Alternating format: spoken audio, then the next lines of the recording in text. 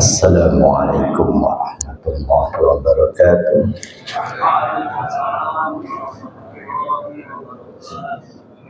Bismillahirrahmanirrahim. As'aluka ya Allah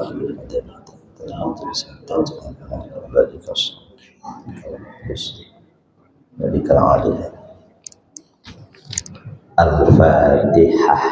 A'udzu billahi minasyaitonir rajim. Bismillahirrahmanirrahim. Alhamdulillahi rabbil alamin. Arrahmanir rahim. Yaumiddin. Iyyaka na'budu wa iyyaka nasta'in. Ihdinas siratal mustaqim. Siratal ladzina an'amta 'alaihim ghairil maghdubi 'alaihim waladdallin. A'udzu billahi minasyaitonir rajim. Bismillahirrahmanirrahim.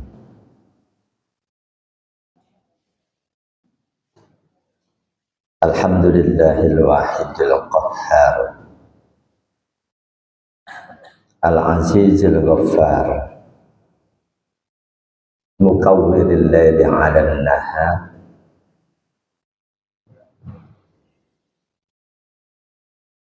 tabsiratan bi ulil qulubi wal absar, wa tadhkiratan bi dzawil albabi wal i'tibar. Asyhadu an la ilaha illallah wahdahu la syarika lah, al-barrul karim war-raufur rahim.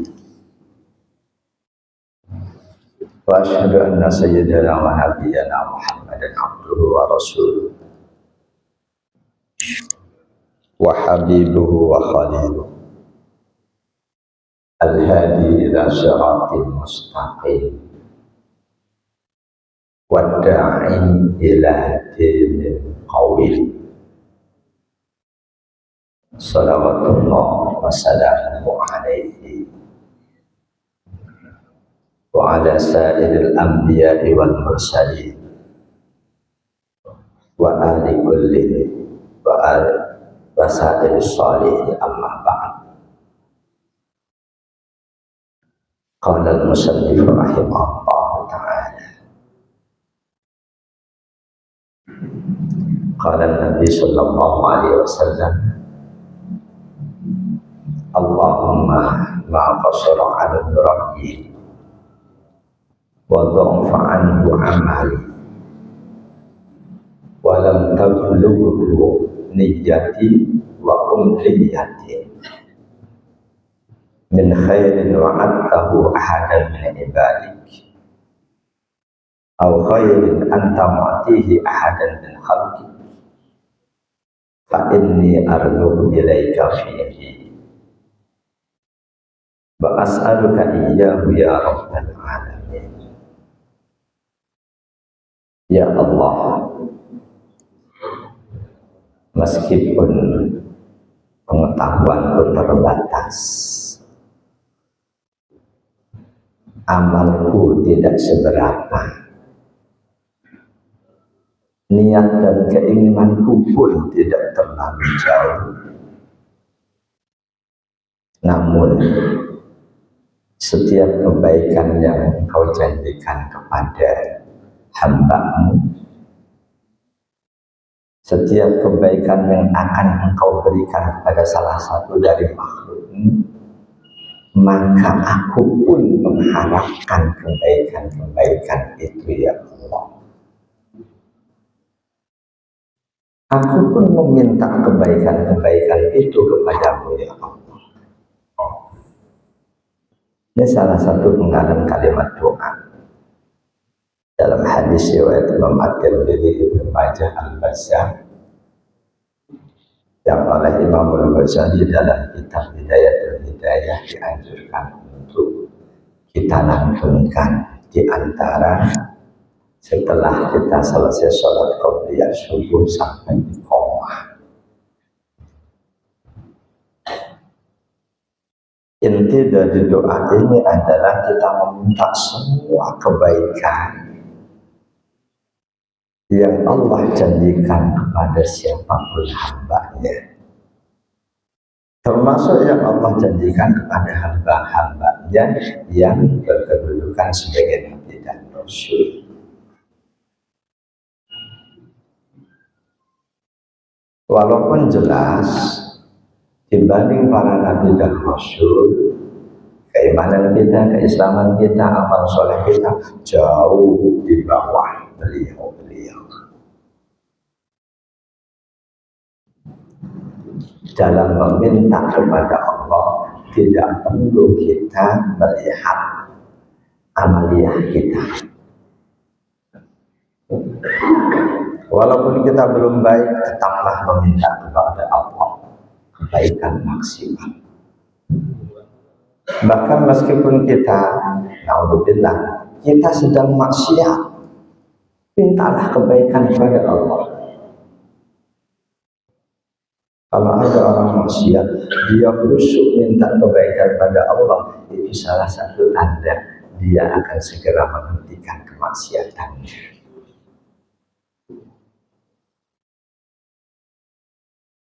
Lain halnya kalau mintanya justru dengan sikap, dengan bahasa yang melecehkan Allah, dia akan semakin terjerembab dalam kemaksiatannya.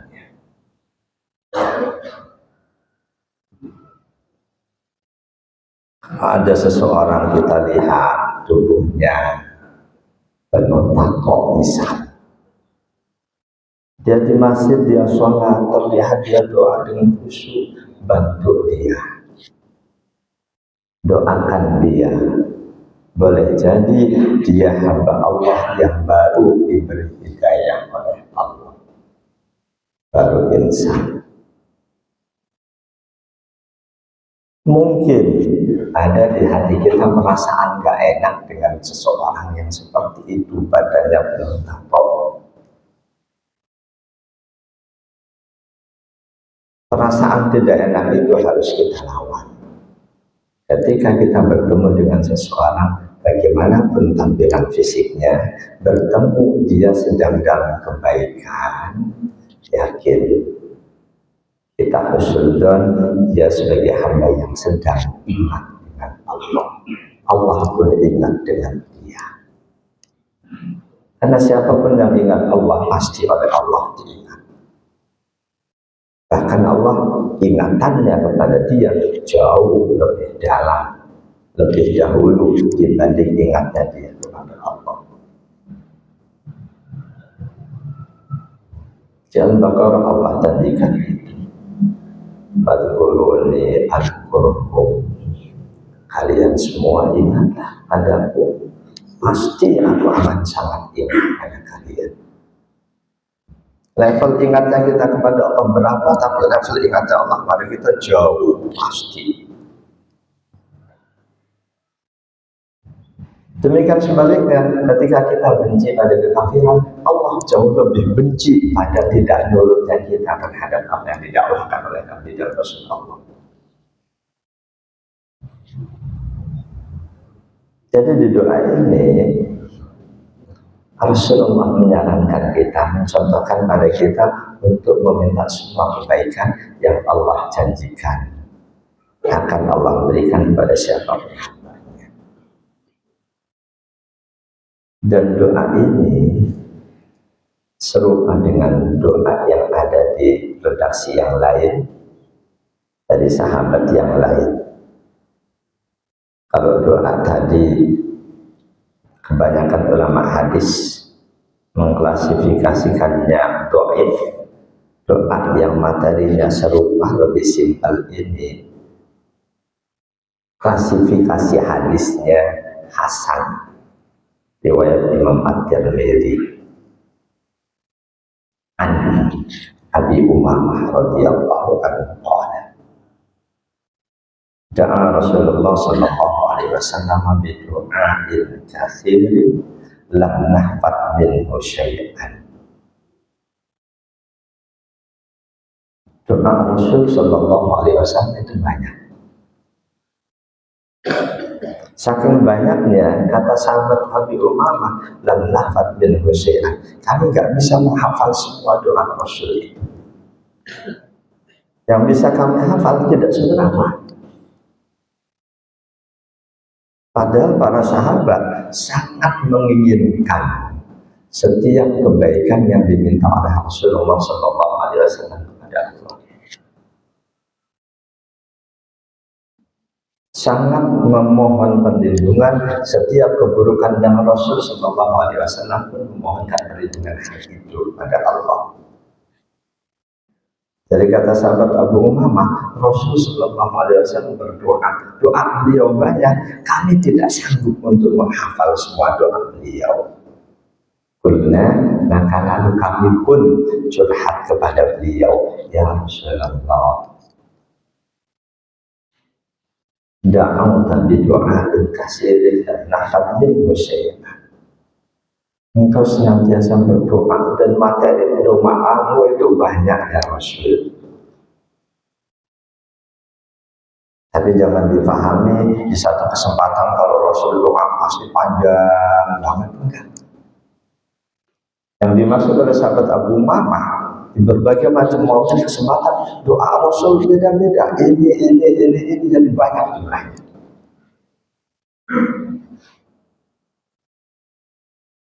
Ya Rasulullah, engkau selalu berdoa dan doamu itu banyak, kami tidak bisa menghafalnya.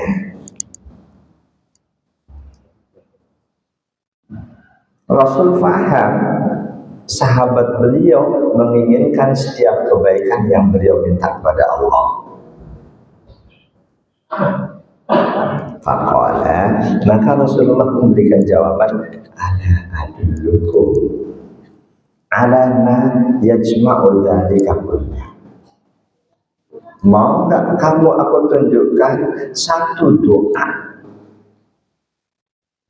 Mau enggak kamu aku kasih tahu satu doa yang menampung seluruh materi doa-doaku? Ini jalan keluarnya. Doa Rasul banyak bermacam-macam. Melalui hadis ini Rasul tunjukkan satu doa yang menampung seluruh doa beliau.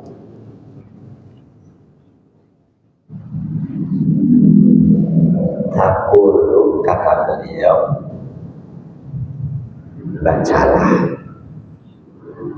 lantunkanlah,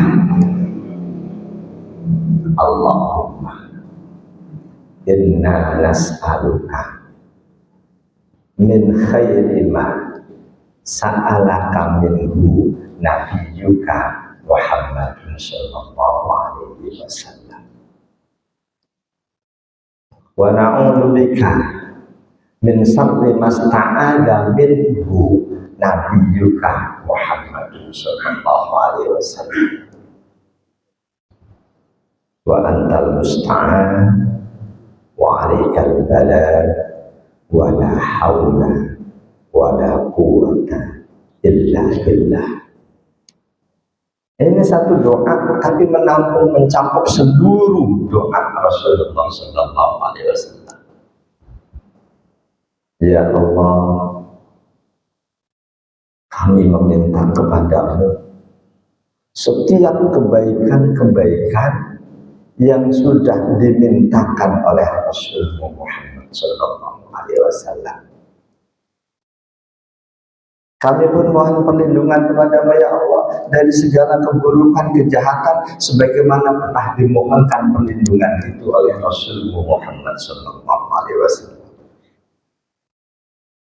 Engkaulah ya Allah satu-satunya tempat meminta pertolongan.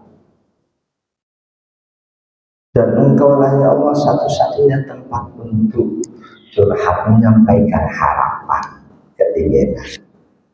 Wala haula wala quwwata illa billah. Tiada daya dan kekuatan kecuali atas izin Allah. Sahabat curhat tentang doa Rasul yang banyak. Oleh Rasul diberikan solusi dengan satu doa yang menampung seluruh materi doa beliau. Ini mengisyaratkan bahwa siapapun sahabat, enggak cuma sahabat, siapapun umat beliau boleh meminta setiap kebaikan-kebaikan sebagaimana pernah dimintakan oleh Rasul Sallallahu Alaihi Wasallam kepada Allah. Walaupun sudah pasti keimanan, keislaman, amal soleh para sahabat berbeda dengan amal soleh Rasul. Walaupun sudah pasti keimanan kita, keislaman kita, amal soleh kita berbeda jauh kualitas dan kualitasnya dengan amal soleh para sahabat. Tapi tetap kita boleh berdoa dengan doa ini. Dalam doa ini seluruh kebaikan yang pernah diminta oleh Rasul kepada Allah terangkum. Demikian juga seluruh ketidakbaikan, keburukan yang Rasul mohon perlindungan pada Allah pun sudah tercakup di hadis ini. Kira-kira ada enggak kebaikan yang Rasul tidak pernah meminta kepada Allah? Pasti bingung jawabnya. Padahal gampang. Pernah enggak kebaikan yang Rasul tidak pernah meminta kepada Allah? Ada satu, Rasul enggak pernah meminta perampunan, ampunan untuk orang tua beliau. Rasul enggak pernah Allah maghfir li walidayya, enggak pernah. Kenapa enggak pernah? Karena secara khusus beliau masih tahu kita dalam hadis riwayat Imam Muslim, beliau tidak diperkenankan oleh Allah memohonkan ampun untuk ibunda beliau, apalagi ayahanda beliau yang jauh lebih dulu wafat dibanding sang ibunda. Beliau sendiri yang memberitahu kita. Dalam hadis riwayat Imam Muslim itu, ista'antu rabbi fi an astaghfirullah. Aku pernah minta izin pada Allah untuk memohonkan ampun buat ibundaku. Dalam dan Allah enggak berikan izin padaku.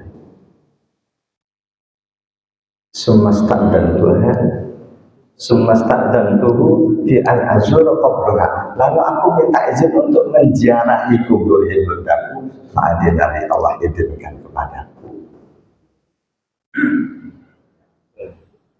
Jadi kalau toh kita doa seperti doa ini tadi, Allahumma inna nas'aluka min khairi ma sa'alaka min nabiyyika dan selanjutnya, jangan tinggalkan doa Rabbighfirli wa li walidayya. Karena kalimat ini tidak pernah dimintakan oleh Rasul. Kita sebagai anak memohonkan ampunan buat orang tua itu bagian kecil dari kebaikan kita pada orang tua. Enggak cukup cuma dengan itu. Tapi paling tidak, walaupun itu kecil, itu termasuk doa terpenting dari seorang anak buat orang tuanya. Jemaah dan Allah yakum ajma'in. Allahumma inna nas'aluka min khairi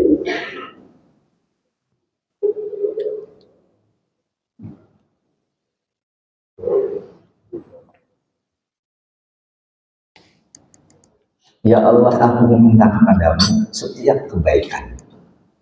Setiap kebaikan.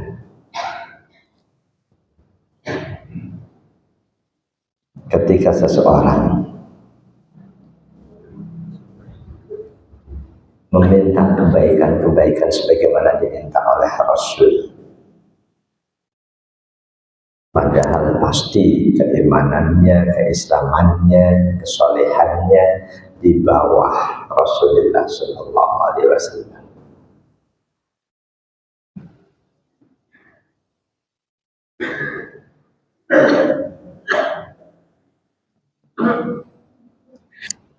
Apakah itu tidak termasuk sesuatu yang melampaui batas?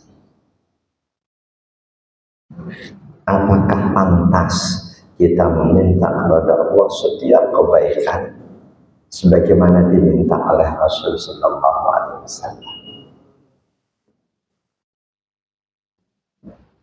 Kalau ada orang yang merasa nggak pantas, kita siapa? Rasul siapa? Rasul dijanjikan Firdaus, kita minta Firdaus. Yang kita siapa? Nggak pantas kita masuk ke sana.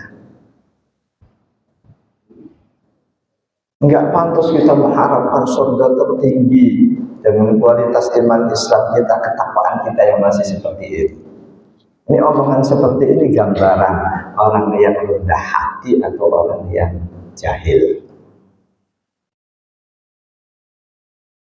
Merasa nggak pantas karena menyadari diri amaliyahnya bagaimana, akhirnya doanya dibatasi.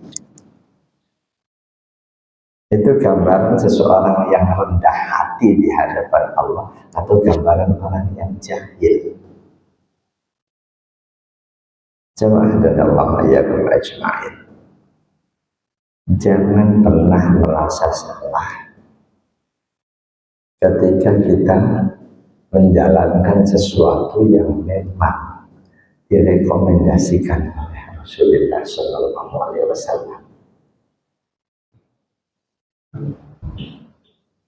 Jangan pernah merasa salah ketika kita menjalankan sesuatu yang kita yakini sesuatu itu tidak melanggar sunnah Rasul, bahkan sesuai dengan sunnah Rasul.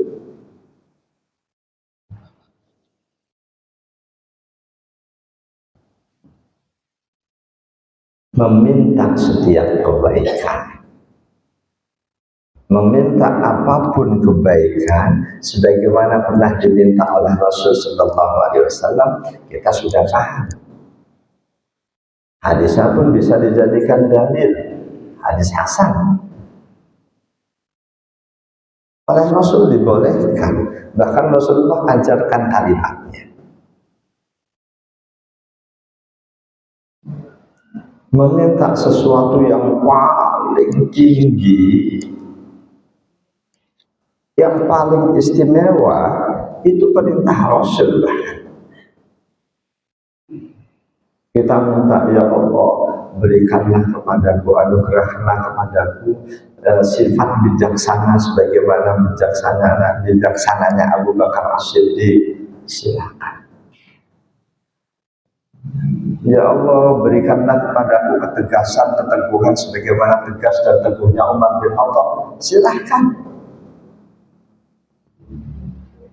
Ya Allah, curahkan padaku harta berlimpah dan sikap terhadap harta yang baik sebagaimana Utsman bin Affan. Silakan.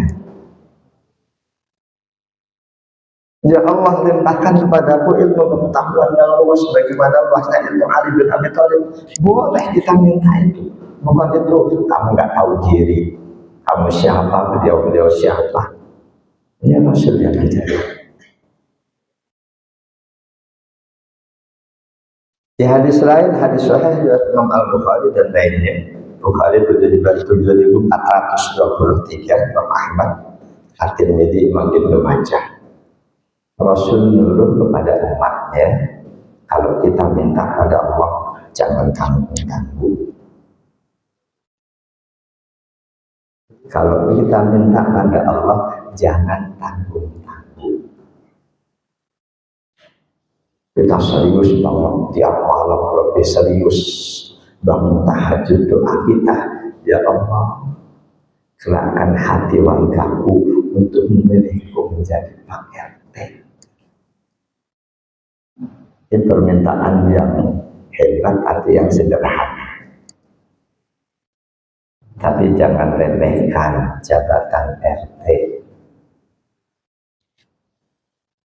Jangan remehkan jabatan RT. Pak RT itu bagian dari ulil amri. Karena bagian dari ulil amri, wajib kita nurut sama beliau selama perintahnya bukan perintah maksiat. Pak RT dorong kita gotong royong bersihin got, Itu perintah maksiat bukan? Ya pasti bukan, wajib kita ikuti. Tapi kalau tahajud banget mintanya kok kepilih jadi RT, ya bagus ya. Jangan katakan nggak bagus, bagus. Walaupun di tempat lain repot nyari seseorang yang mau jadi RT. Di tempat saya di Infopol itu di RT 8, susah itu nyari orang yang mau jadi RT. Jamaah kita, saudara kita tahu kok. Jadi di hadis sahih riwayat Imam Ahmad, Imam Al-Bukhari 7423, At-Tirmidzi, Ibnu Majah, Rasulullah tegas memerintahkan umatnya kalau minta kepada Allah jangan tangguh. An Abi Hurairah radhiyallahu anhu an Nabi sallallahu alaihi wasallam qala. Saya sampaikan hadisnya secara lengkap dari sahabat Abu Hurairah radhiyallahu anhu dari Nabi sallallahu alaihi wasallam. Qala, beliau bersabda, man amana billahi wa rasulihi wa aqama sholata wa shoma ramadhana kana haqqan 'ala Allahi ayyudkhilahul jannah. Hajara fi sabilillah aw jalasa fi ardihi allati wulida fiha. Siapa saja yang mengimani Allah, mengimani Rasulnya, Rasulullah Muhammad, istiqomah menegakkan salat 5 waktu dan puasa Ramadan. Ini teks Imam Al-Bukhari. Di sini nggak ada bayar zakat, nggak ada haji. Siapa saja yang beriman pada Allah, beriman kepada Rasulnya, menegakkan sholat 5 waktu dan puasa Ramadan, karena haqqan 'ala Allah ayyudkhilahul jannah, maka Allah pasti akan masukkan dia ke surga.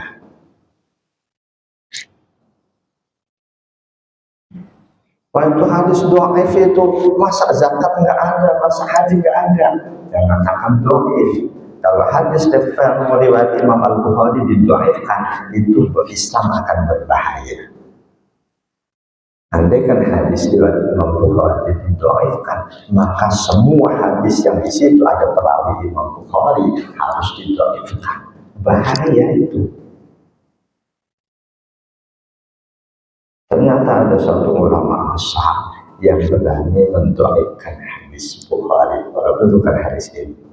Karena itu ulama ini meskipun keilmuannya diakui, ditolak oleh mayoritas ulama-ulama yang lain.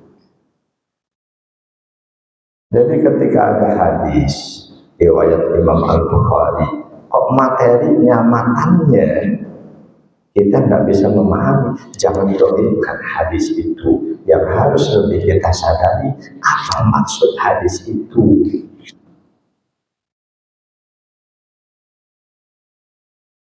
Jadi kata Rasulullah Sallallahu Alaihi Wasallam, siapa saja yang mengimani Allah, mengimani Rasulnya, dia istiqomah menegakkan sholat 5 waktu dan puasa Ramadan, karena haqqan 'ala Allah ayyudkhilahul jannah, maka Allah pasti akan masukkan dia ke surga. Hajara fi sabilillah aw jalasa fi ardihi allati wulida fi. Baik dia hijrah di jalan Allah atau dia tetap duduk di tempat kampung kelahirannya, tidak hijrah.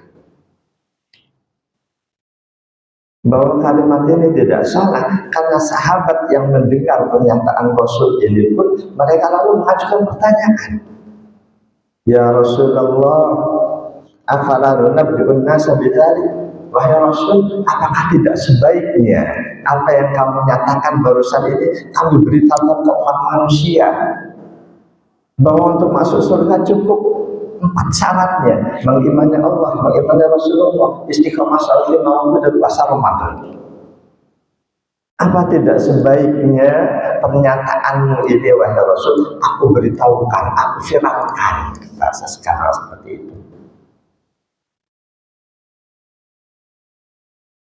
Para sahabat yang mengelak ucapan Rasul ini di hadis ini Rasul tidak ditanggapi. Rasul tidak menjawab silakan atau jangan, enggak. Di hadis ini, versi ini. Ada hadis riwayat yang lain Imam Al-Bazzar. Di situ ketika sahabat menyela seperti ini, Rasul bilang jangan. Nanti mereka jadi malas berzakat, mampu kayak yang berangkat haji, malas mengerjakan ibadah-ibadah yang lain di luar mengimani Allah, mengimani Rasulullah, sholat dan puasa. Ini yang saya bawakan di sini versi Imam Al-Bukhari. Ketika para sahabat menyela, ya Rasulullah, apakah tidak sebaiknya pernyataanmu ini aku beritahukan ke umat manusia, aku viralkan? Rasul abaikan selaan itu. Qala, beliau lanjutkan, inna fil jannati mi'atu darajatin, mi'ata darajatin ta'adahallahu alil mujahidina fi sabili. Di surga itu ada 100 tingkat, 100 tingkatan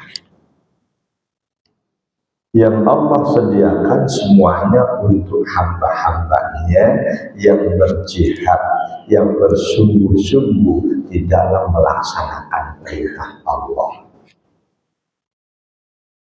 Kullu darajataini ma bainahuma kama bainas samai wal ardh.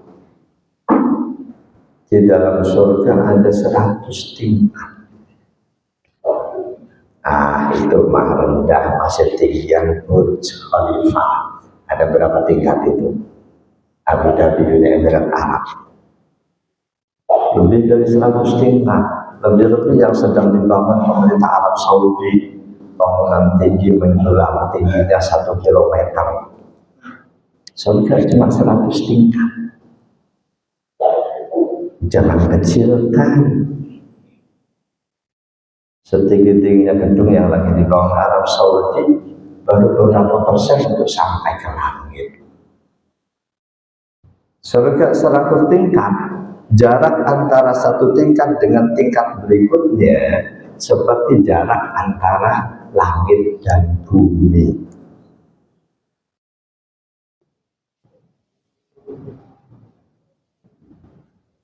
Lanjutan kalimat Rasul ini yang berkaitan dengan tadi yang saya sampaikan, bahwa kalau minta kepada Allah jangan tanggung-tanggung. Fa idza sa'altumullaha, jika kalian meminta kepada Allah, jika kalian meminta kepada Allah, fasaluhul firdaus, mintalah firdaus. Bapak Ibu tahu apa itu firdaus? Fa'innahu awsatul jannati. Firdaus itu surga yang paling luas. Wa'alal jannati, surga yang paling tinggi. Surganya Rasulullah dan Nabi Rasul yang lain, serta siapapun yang dicintai dan mencintai Allah. Ini Rasul yang dulu, jika kamu minta kepada Allah, mintalah firdaus. Jemaah dan Allah yakum ajma'in. Firdaus itu surga yang paling luas, surga yang paling tinggi. Di atas firdaus cuma ada satu hal. Wa fawqahu arsyur rahman. Di atas firdaus cuma ada arsy-Nya Allah yang Maha Rahman. Wa minhu tafajjaru anharul jannah. Seluruh sungai-sungai surga sumbernya dari firdaus. Kita minta, ya Allah, lancarkan pintu rezeki. Aku nggak minta banyak, ya Allah, cukuplah untuk kebutuhan keluargaku. Ini tanggung. Ya Allah, mudahkan aku untuk menjadi konglomerat terkaya, lebih kaya dari Elon Musk misal. Semua aku janjikan, ya Allah, untuk buat hamba-hambamu. Jangan tanggung, minta. Ini perintah Rasul. Jemaah dan Allah yakum ajma'in. Di sebagian masyarakat ada qasidah syair berkaitan dengan Firdaus. Ilahi lastu lil firdausi ahla fala akwa ala nalil jahimi fahab li tawbatan waghfir dhunubi fa innaka ghafirud dzambil azim. Wahai Tuhanku, aku sadar tidak pantas masuk Firdaus, tapi aku nggak kuat masuk ke jahanam. Berikan untukku taubat, ampunilah dosa-dosaku, karena Engkaulah yang Maha Mengampuni lagi Maha Agung. Sesudah kita tahu hadis tadi, ini qasidah ini kira-kira salah atau tidak? Wahai Tuhanku, aku sadar aku tidak pantas masuk Firdaus. Ini di banyak masjid-masjid ini dirutinkan, terutama hari Jumat, dibaca 5 kali. Dalam kitab I'anatul Talibin an Sayyidi Abdul Wahhab As-Sa'rani nafa'alallahu bi anna man wa'adha ala qira'ati hadainil baitaini fi kulli jum'atin tawaffa'ahu Allahu 'ala al-islam min ghairi syakkin. Siapa saja yang merutinkan tadi itu bila lastu lil firdausi, merutinkan setiap hari Jumat, kata beliau, Allah akan wafatkan dia sebagai muslim mukmin tanpa ada keraguan. Ini kata beliau. Imam Abdul Wahhab As-Sa'rani itu ada di I'anatul Talibin juz 2 halaman 106. Apa yang beliau sampaikan, mau diyakini mau enggak yakin, silakan aja.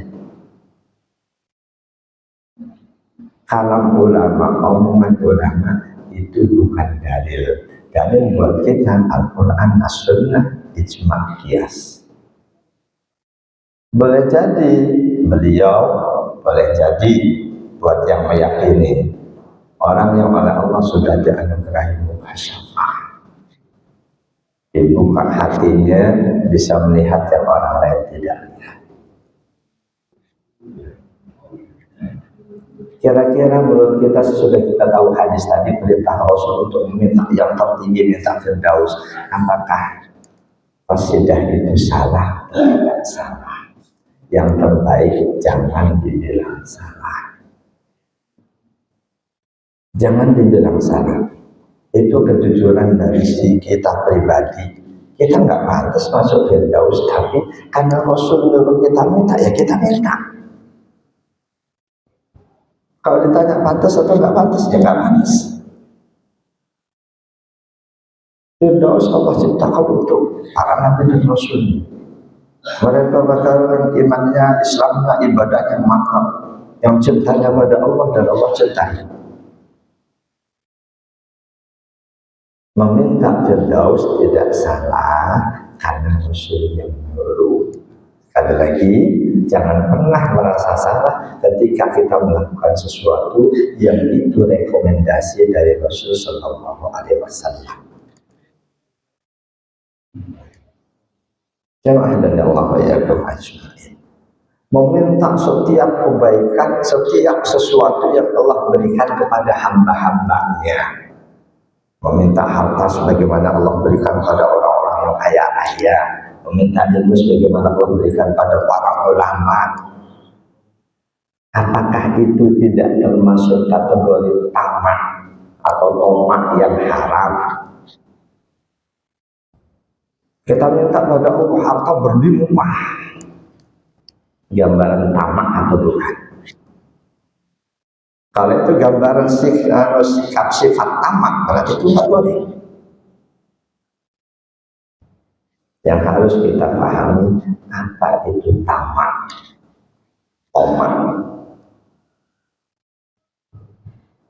Menginginkan segala hal yang Allah berikan pada orang lain.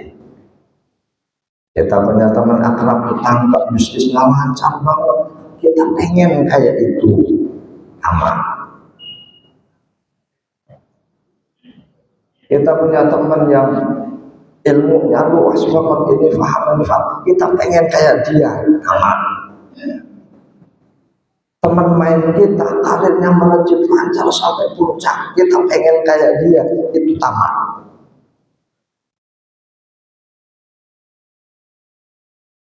Menginginkan apapun yang Allah berikan pada hamba-hambanya, itu tamak. Dan tamak seperti itu hukumnya haram. Tidak boleh. Jangan tamak, sekedar lihat orang lain yang jabatannya melejit, hartanya berlimpah, lalu kita takjub, itu udah nggak boleh. Nggak boleh, karena dari ketertakjuban itu nanti akan berlanjut muncul sifat tamak. Bahasa kita tamak.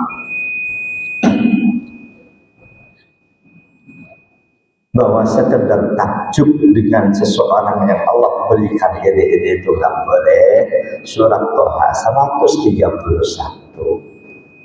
A'udzubillahi minasyaitonir rajim. Wa la tamuddanna 'ainaika ila ma matta'na bihi azwajan minhum zahratal hayatid dunya linaftinahum fi wa rizqu rabbika khairun wa abqa. Jangan pernah kamu memfokuskan pandangan matamu kepada kekayaan duniawi yang aku berikan pada seseorang. Semua itu sekedar ujian buat mereka. Rizki dari Allah, taufik hidayah untuk tetap melaksanakan perintah Allah itu jauh lebih baik dan lebih langgeng. Wallahu a'lam bishawab. Silakan.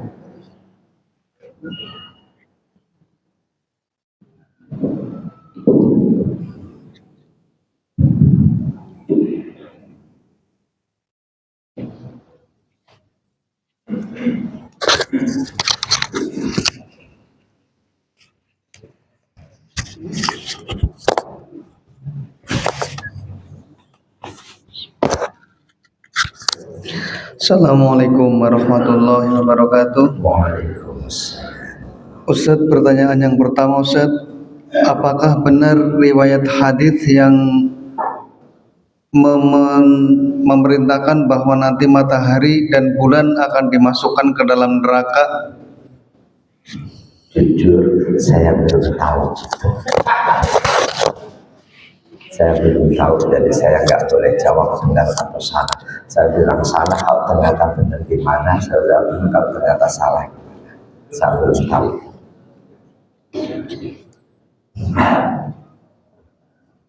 Lanjut. Pertanyaan selanjutnya, Ustadz, ahli fatroh itu masuk kategori Nasrani, Yahudi, atau nyembah patung? Gimana itu penjelasannya, Ustadz, tentang ahli fatroh? Fatroh itu orang-orang yang hidup di masa tidak ada Nabi dan Rasulullah, atau orang-orang yang hidup yang tidak sampai kepada dia dakwah. Itu fatroh. Termasuk orang tua Nabi. Sebelum Rasulullah Muhammad diutus di wilayah Arab, sisa-sisa Nabi sebelumnya di wilayah Arab, sisa Nabi sebelumnya Nabi siapa? Nabi Ismail, jauh banget dengan Nabi Muhammad. Itu sudah nggak ada. Karena itu mereka yang hidup sebelum Rasulullah diangkat menjadi Rasul itu masuk kategori ahlul fatrah. Walaupun ajaran Nabi Isa ada, karena Nabi Isa diutus oleh Allah tidak untuk selain Bani Israel. wa rasulan ila bani Israil. Nabi Isa itu diutus hanya untuk Bani Israel, tidak untuk yang lain. Itu pada saat itu ketika ada orang bukan Bani Israel tidak mengikuti ajaran Nabi Isa, itu nggak salah. Dia masih masuk kategori ahlul fatrah. Jadi mereka yang hidup yang di luar masa-masa Nabi dan Rasul Allah, atau mereka yang hidup dan tidak sampai kepada mereka dakwah, itu masuk ahlul fatrah. Contoh lain, walaupun saat ini boleh jadi ada, misal seseorang yang salah jatuh di tengah hutan, nggak ketahuan sama sekali, dicari-cari nggak ketemu, semuanya meninggal, tersisa satu anak yang masih balita 6 tahun, dia belum ngerti Islam itu apa, tumbuh besar di situ, dia nggak tahu Islam, nggak tahu ini masuk kategori fatrah. Nah, fatrah itu sebagaimana ibunda Nabi oleh Allah akan diperlakukan secara khusus. Jangan katakan pasti akan diambil, enggak. Di surah Al-Isra ada ayat 15. Allah wa ma kunna mu'adzibina hatta nab'asa rasulah. Aku tidak akan menyiksa siapapun manusia sebelum aku utus Nabi dan Rasul, sebelum sampai kepada mereka dakwah Nabi dan Rasul. Itu ahlul fatrah. Allahu a'lam. Ustaz, pertanyaan yang selanjutnya, Ustaz, bolehkah kita mendoakan keburukan untuk pemimpin-pemimpin yang zalim? Bagus ya.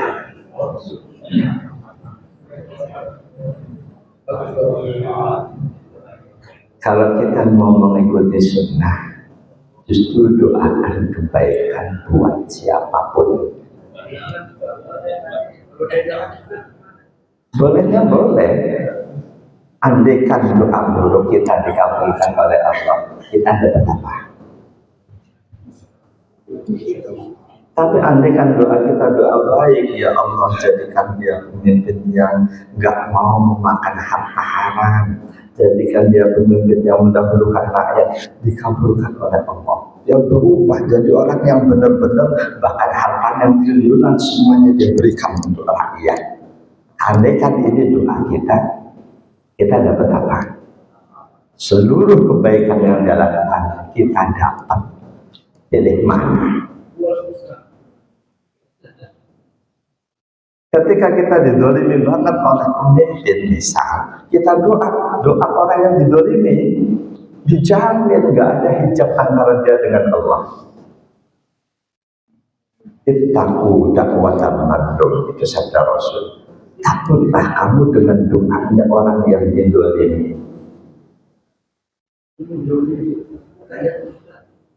Saya yakin banget dengan hadis ini karena ada pengalaman teman waktu di pesantren. Dia teman nggak macam-macam. Satu kamar itu ada anak pemilik hotel di Surabaya. Yang anak ini di pesantren dia suka mabuk. Si teman ini orangnya kecil, cuma memperlihatkan sikap nggak suka aja. Suatu saat teman ini dihajar sama si anak ini, anak pemilik hotel. Dihajar sampai berdarah-darah. Saat itu doanya salah, ya Allah, balaslah dia sebagaimana dia melakukan kepadaku. Ini sebetulnya masih doa yang benar karena minta yang serupa. Sesaat setelah itu si teman ini sadar, kenapa enggak doakan kebaikan buat dia? Tapi doa yang tadi sudah terucap. Gak lama dari situ ada berita ketika si anak pemilik hotel pulang kampung tabrakan, kakinya patah. Itu doa Rasul, ittaqu da'watal madlum. Takutlah kalian dengan doanya orang yang didolimi. Rakyat benar-benar merasa didolimi oleh pemimpinnya. Rakyat berdoa, oleh Allah didengar.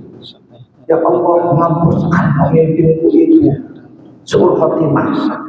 Ternyata benar, dia cuma kepuasan nafsu, tidak dapat apa-apa.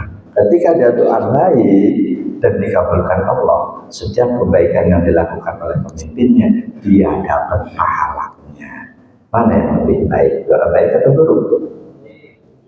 Wallahu a'lam. Ada lagi? Ustaz, pertanyaan selanjutnya Ustaz, doa apa yang sebaiknya dimintakan kepada Allah dengan permintaan yang bisa kita lakukan secara sederhana Ustaz? Untuk kita Sendiri. Doa minta saja husnul khotimah, minta tauhid, maklumat dan hidayah dari Allah. Allahumma inna nas'aluka husnul khotimah. Termasuk doa yang rutin otomatis kita minta ihdinas siratal mustaqim. Itu sudah doa terbaik. Minta disabitkan, dimantapkan, tetap berada di jalan yang lurus sampai mati. Itu doa terbaik. Di luar itu boleh-boleh saja. Atau secara umum kita minta keridhaan Allah. Allahumma inna nas'aluka ridhoka. Itu sudah maksimal. Karena keridhaan Allah itulah yang paling agung, paling utama. Ditambah wal jannah wa na'udzubika min sakhatika wan nar. Tidak masalah. Minta yang tertinggi lalu minta yang lain-lainnya. Wallahu a'lam. Udah. Alhamdulillah, subhanakallahumma wa bihamdika asyhadu an la ilaha illa anta astaghfiruka wa atubu ilaik. A'udzu billahi minasyaitonir rajim. Bismillahirrahmanirrahim. Alhamdulillahirabbil alamin. Allahumma shalli wa sallim ala sayyidina Muhammad wa ala alihi wa sahbihi ajma'in. Allahumma allimna ilman nafqahu bihi awamraka wa nawahiyaka warzuqna fahman na'rifu bihi kaifa nunajika ya arhamar rahimin. Allahumma arzuqna fahman nabiyyin wa hifdzal mursalin wa ilhamal malaikatil muqarrabin bi rahmatika ya arhamar rahimin. Allahumma anfa'na bima 'allamtana وعلمنا ما ينفعنا. اللهم إنا نعوذ بك من علم لا ينفع وقلب لا يخشع ونفس لا تسمع ودعاء لا يسمع. ربنا آتنا في الدنيا حسنة وفي الآخرة حسنة وقنا عذاب النار. والحمد لله رب العالمين. السلام عليكم ورحمة الله وبركاته. Khair Ustaz. Terima kasih Ustaz.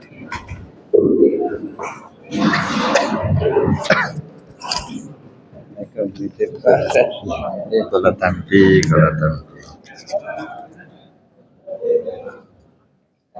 Assalamualaikum warahmatullahi wabarakatuh. Luar biasa hasil. Amin. Alhamdulillah. Insyaallah ilmunya.